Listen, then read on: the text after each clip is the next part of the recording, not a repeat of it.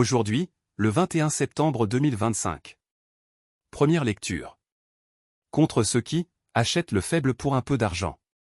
Lecture du livre du prophète Amos.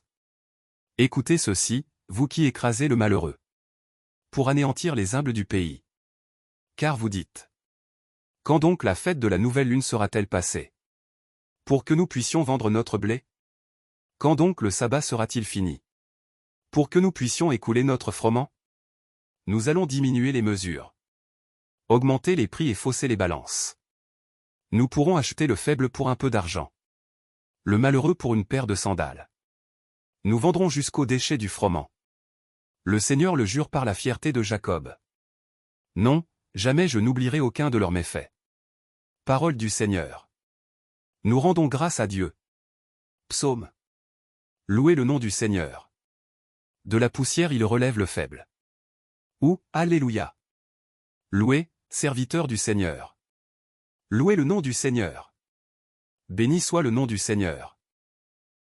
Maintenant et pour les siècles des siècles. Qui est semblable au Seigneur notre Dieu? Lui, il siège là-haut. Mais il abaisse son regard vers le ciel et vers la terre. De la poussière il relève le faible. Il retire le pauvre de la cendre, pour qu'il siège parmi les princes de son peuple. Deuxième lecture. J'encourage à faire des prières pour tous les hommes à Dieu qui veut que tous les hommes soient sauvés. Lecture de la première lettre de Saint Paul apôtre à Timothée. Bien-aimé, j'encourage, avant tout, à faire des demandes, des prières, des intercessions et des actions de grâce.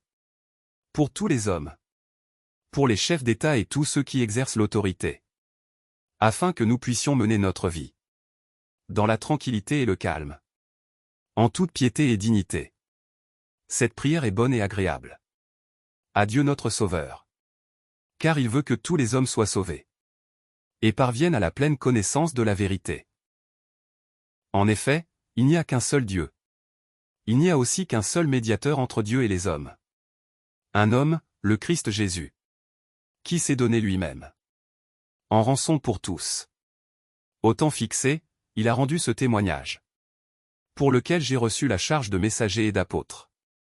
Je dis vrai, je ne mens pas. Moi qui enseigne aux nations la foi et la vérité. Je voudrais donc qu'en tout lieu les hommes prient, en élevant les mains, saintement, sans colère ni dispute. Parole du Seigneur.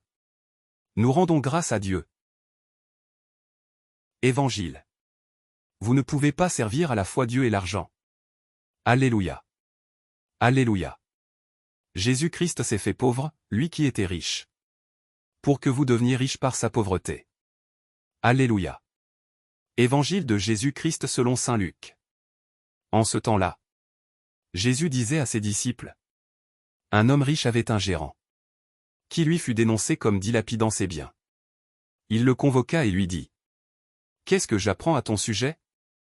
Rends-moi les comptes de ta gestion, car tu ne peux plus être mon gérant. Le gérant se dit en lui-même: que vais-je faire, puisque mon maître me retire la gestion? Travailler la terre? Je n'en ai pas la force. Mendier? J'aurais honte. Je sais ce que je vais faire, pour qu'une fois renvoyé de ma gérance, des gens m'accueillent chez eux. Il fit alors venir, un par un, ceux qui avaient des dettes envers son maître. Il demanda au premier: combien dois-tu à mon maître? Il répondit: 100 barils d'huile. Le gérant lui dit: voici ton reçu. Vite, assieds-toi et écris 50. Puis il demanda à un autre: et toi, combien dois-tu? Il répondit: 100 sacs de blé. Le gérant lui dit: voici ton reçu, écris 80. Le maître fit l'éloge de ce gérant malhonnête, car il avait agi avec habileté. En effet, les fils de ce monde sont plus habiles entre eux que les fils de la lumière. Eh bien moi, je vous le dis, faites-vous des amis avec l'argent malhonnête, afin que, le jour où il ne sera plus là, ces amis vous accueillent dans les demeures éternelles. Celui qui est digne de confiance dans la moindre chose est digne de confiance aussi dans une grande. Celui qui est malhonnête dans la moindre chose est malhonnête aussi dans une grande. Si donc vous n'avez pas été digne de confiance pour l'argent malhonnête, qui vous confiera le bien véritable? Et si, pour ce qui est à autrui, vous n'avez pas été digne de confiance, ce qui vous revient, qui vous le donnera? Aucun domestique ne peut servir deux maîtres. Ou bien il haïra l'un et aimera l'autre, ou bien il s'attachera à l'un et méprisera l'autre. Vous ne pouvez pas servir à la fois Dieu et l'argent. Acclamons la parole de Dieu. Louange à toi Seigneur Jésus.